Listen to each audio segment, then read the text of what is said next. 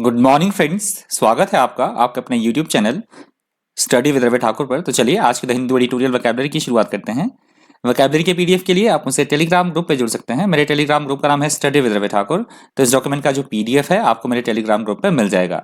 Telegram group का link मैं इसी वीडियो के डिस्क्रिप्शन बॉक्स में भी डाल दूंगा, तो आप इसी वीडियो के डिस्क्रिप्शन बॉक्स में जाकर मेरे टेलीग्राम ग्रुप के लिंक को एक्सेस कर पाएंगे। तो आज पीडीएफ में थोड़ा सा मैंने चेंज किया है। मैंने कोशिश किया है आपके लिए प्रत्येक वर्ड का जो वर्ड मैंने लिया है उसका एंटोनिम्स और सिनोनिम्स मैंने ले लिया है। आज इस पीडीएफ में मैंने वो डिस्कस किया है, तो आप उसको देख लीजिएगा। थोड़ा सा चेंज किया है, तो यदि आपको अच्छा लगे तो प्लीज़ लाइक कर दीजिएगा। कोई सजेशन हो तो प्लीज़ कमेंट करके ज़रूर बताइएगा।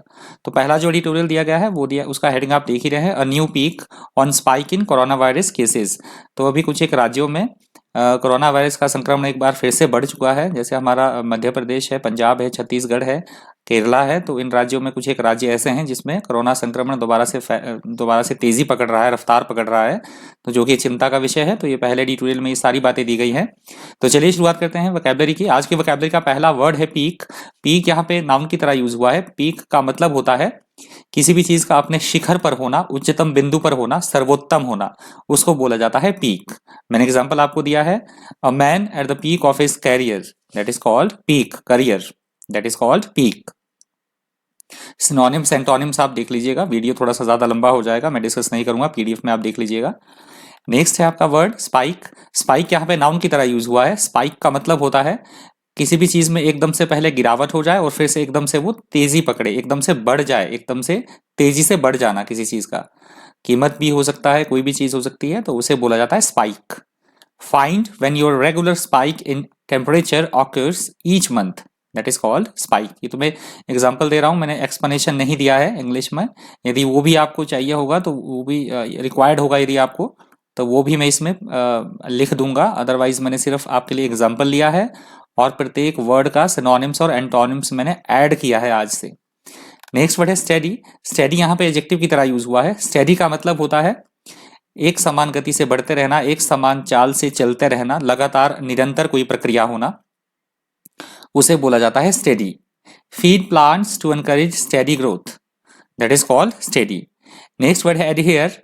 एडहियर यहाँ पे वर्ब की तरह यूज हुआ है। एडहियर का मतलब होता है नियमों एवं कानूनों का पालन करना, उसका अनुसरण करना, उसे बोला जाता है इंग्लिश में एडहियर।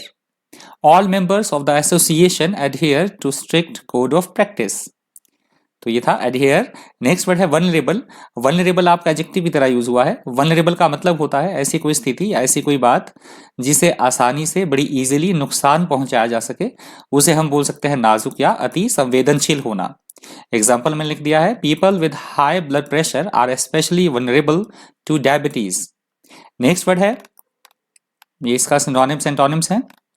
नेक्स्ट वर्ड है डिमेस्टिफाई।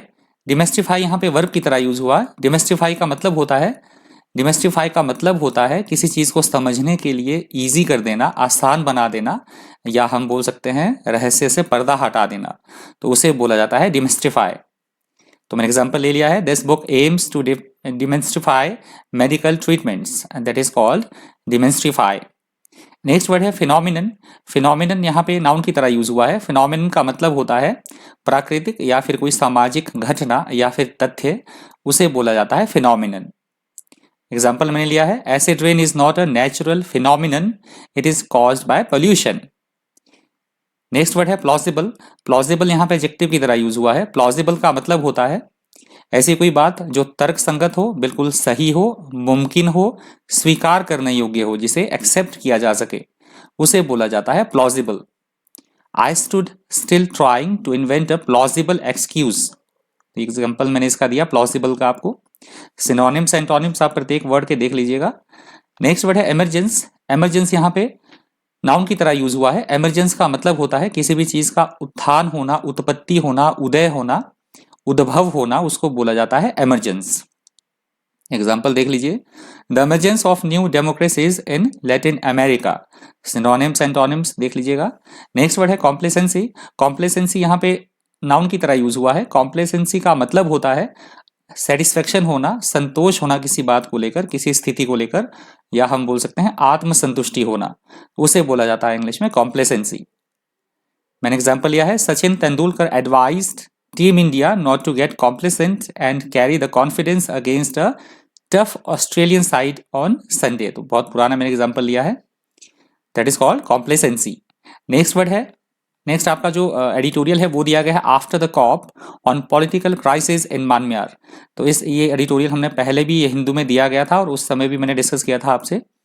इस एडिटोरियल में दिया गया है कि इस तरह से म्यांमार में तख्ता पलट हो गया है और वहां पे आर्मी ने पूरी जो शासन व्यवस्था है वो पूरी ले ली है और जो वहाँ के जो टॉप क्लास पॉलिटिकल लीडर्स हैं उनको डिटेन कर दिया गया है, जेल में डाल दिया गया है, कस्टडी में लिया गया है और वहाँ की जो शासन व्यवस्था है अब आर्मी के भरोसे चल रही है।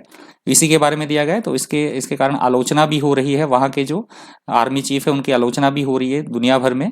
तो इसके बारे में ये सारा एडिटोरियल दिया गया है म्यांमार के बारे में, तो आप पढ़ लीजिएगा। तो पहला वर्ड है इसका ऑर्केस्ट्रेट। ऑर्केस्ट्रेट यहाँ पे वर्ब की तरह यूज हुआ है। ऑर्केस्ट्रेट का मतलब होता है किसी तरह की कोई योजना बनाना, किसी काम को करने से पहले सोच विचार करना, योजना बनाना कोई, उसे बोला जाता है ऑर्केस्ट्रेट। नेक्स्ट वर्ड है क्वेल। क्वेल यहाँ पे वर्ब की तरह यूज हुआ है। क्वेल का मतलब होता है किसी चीज को रोकना, कुचल देना, उसका दमन करना, तो उसे बोला जाता है क्वेल। मैंने एग्जांपल लिया है, the government is trying to quell fears of a looming oil crisis, that is called quell. ऊपर वाला एग्जांपल भी देख लीजिएगा, मैंने पढ़ा नहीं है, आप देख लीजिएगा। If you say that someone orchestrates an event or situation, you mean that they carefully organise it in a way that will produce the result that they want, that is called orchestrate। Next word है आपका detained। detained यहाँ पे verb की तरह use हुआ है। detained का मतलब होता है किसी को जेल में डाल देना, इधर उधर कहीं ना जाने देना, नजरबंद करके रखना, रोक देना, किसी जगह पे जाने से किसी व्यक्ति को रोक के रखना, उसको नजरबंद करना, उसके घर में ही नजरबंद करके रखना, या हम बोल सकते हैं उसको कारागार में डाल देना, जेल में डाल देना, तो उसे बोला जाता है डिटेन्ड। एग्जाम्पल मैंने लिया है, police have detained 2 suspects in connection with the attack, that is called detained. Next word है रिपरकर्शन।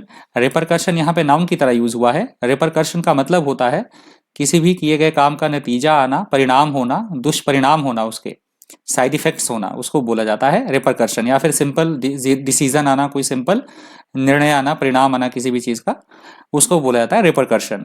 तो एग्जाम्पल में लिख दिया है, some are able to drink on a daily basis without negative repercussions, that is called repercussion. Synonyms, repercussions, synonyms और antonyms देख लीजिएगा आप। यदि ये भी डिस्कस करने होंगे तो वीडियो थोड़ा सा 3-4 मिनट ऊपर चला जाएगा, तो मैं कल से ये भी बता दिया करूंगा साथ साथ में इसकी प्रोनाउंसिएशन। जैसे सिनोनिम्स हुआ कॉन्सिक्वेंसेस, रिजल्ट, इफेक्ट, आउटकम। इसका एंटोनिम्स हो गया हेल्पलेसनेस, इम्पोर्टेंस, इम्पोटेंसी, आपका पावरनेस, वीकनेस। तो ये इसके एंटोनिम्स हो गए। नेक्स्ट वर्ड है क्रैकडाउन। क्रैकडाउन यहाँ पे नाउन की तरह यूज हुआ है। क्रैकडाउन का मतलब होता है अपराध को रोकने के लिए, किसी तरह के जुर्म को रोकने के लिए कोई कार्रवाई करना, उसको बोला जाता है क्रैकडाउन। एग्जाम्पल में लिख लिया है, देख लीजिए, 50 people have been arrested in a police crackdown on street crime, that is called crackdown। Next word है रिप्रेसिव। रिप्रेसिव यहाँ पे एडजेक्टिव की तरह यूज हुआ है। रिप्रेसिव का मतलब होता है ऐसी कोई बात या ऐसा कोई पर्सन जो डोमिनेट करने वाला हो, दमनकारी हो, दबाने वाला हो, उसको बोला जाता है रिप्रेसिव। एग्जाम्पल में लिख दिया है, देख लीजिए, the military regime in past was unpopular and repressive, that is called repressive. Next word है सिट इन। सिट इन यहाँ पे नाउन की तरह यूज हुआ है। सिट इन का मतलब होता है धरना देना, किसी लोगों का इकट्ठा होकर अपनी बात मनवाने के लिए धरना देना, किसी तरह का प्रदर्शन करना, उसको बोला जाता है सिट इन। एग्जाम्पल देख लीजिए, the campaigners held a sit in outside the supreme court, that is called sit in. Next word है डेमोन्स्ट्रेशन। डेमोन्स्ट्रेशन यहाँ पे नाउन की तरह यूज हुआ है। डेमोन्स्ट्रेशन और सिट इन में ज्यादा फर्क नहीं है, एक दूसरे के सिनोनिम्स भी हो सकते हैं। डेमोन्स्ट्रेशन यहाँ नाउन की तरह यूज हुआ है। डेमोन्स्ट्रेशन का मतलब होता है किसी बात को लेकर लोगों का विरोध करना, उनका जुलूस निकालना, प्रदर्शन करना, that is called demonstration. Demonstration का एक और मतलब भी होता है किसी बात का उदाहरण देना, उसको भी हम डेमोन्स्ट्रेट कर रहे हैं, किसी चीज को हम बता रहे हैं, उदाहरण दे रहे हैं, समझा रहे हैं किसी चीज को उदाहरण देके, उसको भी बोला जाता है डेमोन्स्ट्रेशन। तो मैंने एग्जाम्पल लिख दिया है, अ पब्लिक प्रोटेस्ट फॉर और अगेंस्ट समबडी और समथिंग। ये शॉर्टकट में लिख दिया मैंने, समबडी और समथिंग, समझ लीजिएगा। नेक्स्ट वर्ड है सैंक्शंस। सैंक्शंस यहाँ पे वर्ब की तरह यूज हुआ है। सैंक्शंस का मतलब होता है ऐसा कोई देश जो कि अंतरराष्ट्रीय नियमों का पालन ना करे, उस पर किसी तरह के प्रतिबंध लगा देना। वो व्यापारिक प्रतिबंध भी हो सकते हैं और कई अन्य तरह के प्रतिबंध भी हो सकते हैं, उसे बोला जाता है सैंक्शंस। एग्जाम्पल में लिख दिया है, देख लीजिए, the continued abuse of human rights has now led the United States to impose sanctions against the regime that is called sanctions. Next word है हमारा कंडमनेशन। कॉन्डमनेशन यहाँ पे नाउन की तरह यूज हुआ है और ये कॉन्डमनेशन वर्ड आज के द हिंदू एडिटोरियल वोकैबुलरी का अंतिम शब्द है। कॉन्डमनेशन का मतलब होता है किसी का तिरस्कार करना, तीव्र निंदा करना, किसी की बेइज्जती करना, निंदा करना, तिरस्कार करना, उसे बोला जाता है कॉन्डमनेशन। एग्जाम्पल देख लीजिए, there was wide spread condemnation of Saturday's killings that is called condemnation. आप सिनोनिम्स और एंटोनिम्स देख लीजिएगा। तो मैंने प्रत्येक वर्ड के साथ कोशिश किया है सिनोनिम्स और एंटोनिम्स ऐड करने की। यदि आपको वीडियो हेल्पफुल लगा हो, इन्फॉर्मेटिव लगा हो, तो प्लीज़ वीडियो को लाइक कर दीजिएगा, ज़्यादा से ज़्यादा वीडियो को शेयर कर दीजिएगा। अगर आप मेरे चैनल पर पहली बार विजिट कर रहे हैं तो चैनल को सब्सक्राइब करना, और प्लीज़ अगर आपको वीडियो अच्छी लगे तो इसको लाइक करना बिल्कुल भी मत भूलिएगा। तो इसी तरह के इन्फॉर्मेटिव वीडियोज़ के लिए बने रहिए चैनल पर। Thank you, thanks for watching.